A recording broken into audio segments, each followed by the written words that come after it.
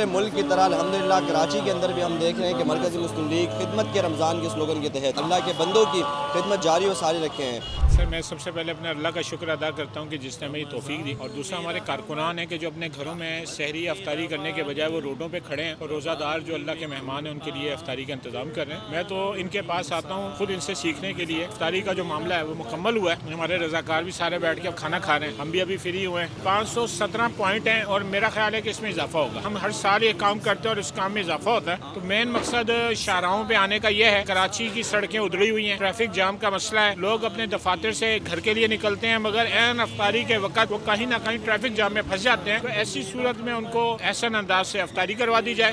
یکم سحری سے اللہ کے فضل سے مرکزی مسلم لیگ تمام ٹاؤنز کے اندر وہ سحری کے پوائنٹ کے ساتھ شروع ہے، اس کے بعد افطار کے دسترخوان ہے۔ اول وقت سے ہی اللہ کے فضل سے جو ہے وہ ہمارے کارکنان اور ذمہ داران وہ اس کام میں لگے ہوئے ہیں۔ ہم لوگوں کو افطاری کروا رہے ہیں، ہم یہاں پہ 1 یا 2 گھنٹے پہلے آ جاتے ہیں۔ وسیع الحمدللہ انتظام موجود ہے۔ آپ یہاں دیکھ سکتے ہیں کہ ایک تو یہاں ہم لوگوں کو بیٹھ کے دسترخوان پر افطاری کروا رہے ہیں۔ تو یہ چھوٹے چھوٹے بچوں کا جذبہ تھا، ہم نے آپ کو بڑوں کا جذبہ دکھایا، یعنی کہ چھوٹے بچے بھی وہ یہاں پہ خدمت ابھی سے شروع ہوتی ہے۔ یہ جذبہ اس چھوٹی عمر میں شروع ہوتا ہے اور بڑے ہونے تک یہ جذبہ جاری و ساری رہتا ہے۔ اجازت چاہوں گا، ملتے ہیں انشاءاللہ آپ سے اگلے دسترخوان پہ۔